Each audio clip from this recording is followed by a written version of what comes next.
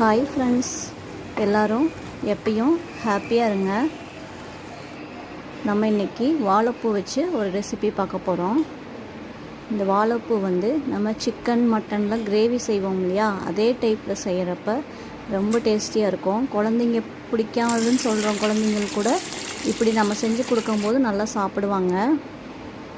வாழைப்பூ நல்லா சுத்தமாக நார் அந்த பூலாம் எடுத்துட்டு நல்லா குட்டி குட்டியாக கட் பண்ணிடு. தயிர் ஒரு பாத்திரத்தில் தயிர் சேர்த்து கொஞ்சம் தூள் உப்பு சேர்த்து நல்லா கலந்துட்டு தண்ணி ஊற்றிக்கணும். இல்லைன்னா மோர் தண்ணி நல்லா கட் பண்ணி போட்டோன்னா கருப்பாகாது. அந்த மாதிரி கட் பண்ணி வச்சுட்டு ஒரு மிக்ஸி ஜாரில் ஒரு 2 ஸ்பூன் தேங்காய், ஒரு 10 சின்ன வெங்காயம், ஒரு 4-5 பூண்டு, ஒரு துண்டு இஞ்சி, ஒரு தக்காளி, கொஞ்சம் கறிவேப்பிலை, கொஞ்சம் மஞ்சத்தூள் சேர்த்துக்கலாம். கரம் மசாலா தூள் 1 ஸ்பூன், மல்லித்தூள் 1 ஸ்பூன் சேர்த்து நல்லா மிக்சியில் போட்டு நல்லா பேஸ்ட்டாக அரைச்சி எடுத்துக்கலாம். அரைச்சி எடுத்துட்டு கடாயில் நம்ம எப்பயும் தாளிப்போம் இல்லையா, அந்த மாதிரி தாளிக்கணும். வாழைப்பூ நம்ம மோர் தண்ணியில் கட் பண்ணி ஊற வச்சுருக்கோம்ல, அதை நல்லா அலசி எடுத்துக்கலாம். 2-3 டைம் அலசி எடுத்துக்கலாம். அந்த மோர் ஸ்மெல் இருக்கும் அதனால். அதுக்கப்புறம் இன்றைக்கி நான் மண் சட்டியில் தான் செஞ்சுருக்கேன். எண்ணெய், கடுகு, கருவேப்பிலை எல்லாம் சேர்த்துட்டு வெங்காயம் போட்டு நல்லா ஃப்ரை பண்ணிக்கலாம். அதில் கொஞ்சம் மஞ்சத்தூள் சேர்த்துக்கலாம். அரைச்சி வச்ச பேஸ்ட் இருக்கு இல்லையா, அதையும் எண்ணெயில் போட்டு நல்லா ஃப்ரை பண்ணிக்கலாம். நல்லா வறுத்துக்கலாம். அந்த பச்சை ஸ்மெல் போகிற வரைக்கும் நல்லா அதை ஃப்ரை பண்ணிக்கலாம்.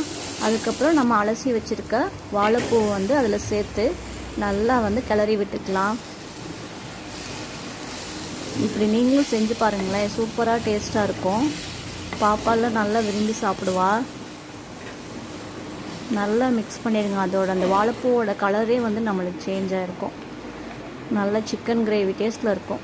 அதுக்கு தேவையான உப்பு சேர்த்துக்கலாம். நம்ம அரைக்கும் போது வரமிளகாய் தூள் எவ்வளோ தேவையோ காரத்துக்கு தகுந்த மாதிரி நம்ம சேர்த்துக்கலாம்.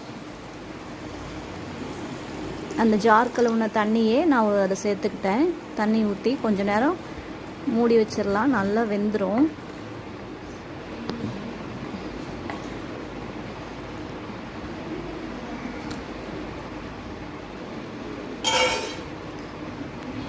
மூடி வச்சாலும் நம்ம அப்பப்போ எடுத்து நல்லா கிளறி விட்டுக்கணும். நல்லா கொதிச்சு பபிள்ஸ் வருது பாருங்கள். நீங்களும் ட்ரை பண்ணுங்கள், இது மாதிரி சூப்பராக இருக்கும்.